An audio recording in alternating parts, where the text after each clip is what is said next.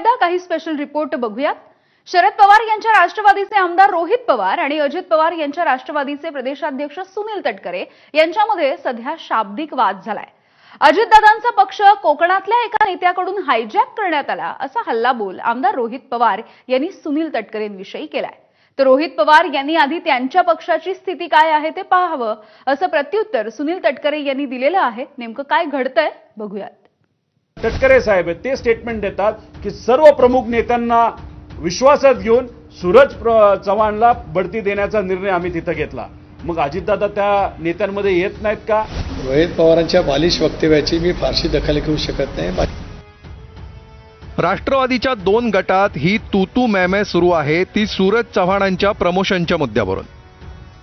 छावा संघटनेच्या सूरज घाटगेंना मारहाण करणाऱ्या सूरज चव्हाणांवर अजित पवारांच्या राष्ट्रवादीनं अगोदर कारवाई केली। राष्ट्रवादी युवक प्रदेशाध्यक्ष पदावरून त्यांची हकालपट्टी केली।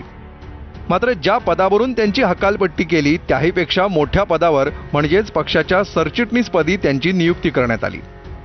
प्रदेशाध्यक्ष सुनील तटकरे, मंत्री छगन भुजबळ, आदिती तटकरे, नवाब मलिक आणि समीर भुजबळ अशा दिग्गज नेत्यांच्या उपस्थितीत सूरज चव्हाणांना नियुक्तीचं पत्र देण्यात आलं।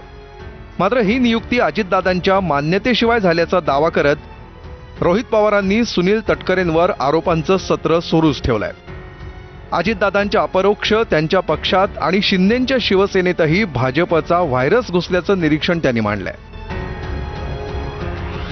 जे तिथं तटकरे साहेब ते स्टेटमेंट देतात की सर्व प्रमुख नेत्यांना विश्वासात घेऊन सूरज चव्हाणला बढती देण्याचा निर्णय आम्ही तिथं घेतला। मग अजितदादा त्या नेत्यांमध्ये येत नाहीत का? ज्या नेत्याने हा पक्ष वेगळा केला, साहेबांची साथ सोडली, आमदारांना निवडून आणलं, त्याच नेत्याला त्यांच्याच पक्षामध्ये जर वेगळं केलं जात असेल तर याच्यावरून समजून घ्या की भाजपचा व्हायरस हा आधी आमच्या पक्षाला लागला, त्यातून आमचा एक पक्ष तोडला, आता अजितदादांचाच पक्ष आणि एकनाथ शिंदे साहेबांचा पक्ष हा भाजपचा व्हायरस आज तिथं तोडतोय हे स्पष्टपणे आपल्या सर्वांना त्या ठिकाणी दिसतंय।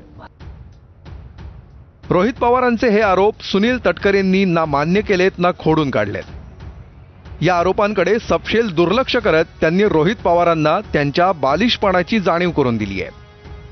रोहित पवारांच्या बालिश वक्तव्याची मी फारशी दखल घेऊ शकत नाही। माझे मुख्य प्रवक्ते आनंद परस्पे यांनी त्यांना ट्विटवरती काल उत्तर दिलंय, आपलं स्वतःचं घर सांभाळ आणि मग दुसऱ्याकडे वाकून बघा, कशाला इतरांची काय ठेवाठेव करता।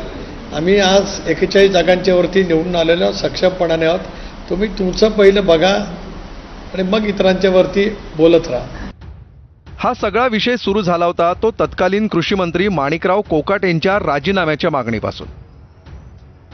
अधिवेशनात रमी खेळणाऱ्या कोकाटेंची मंत्रिपदावरून हकालपट्टी करावी ही छावा संघटनेची मूळ मागणी होती।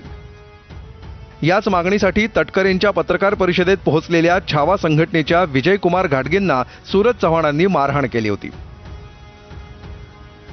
एवढं सगळं झाल्यानंतर आता माणिकराव कोकाटे खाते बदलासह मंत्रिपदी कायम आहेत, तर सूरज चव्हाणांचं प्रमोशन झालंय। त्यामुळे रोहित पवारांचं राजकीय पित्त खवळलं असून दोन्ही पक्षातील आरोप प्रत्यारोपांची ऍसिडिटी भविष्यात वाढण्याची शक्यता आहे। ब्युरो रिपोर्ट, ABP माझा।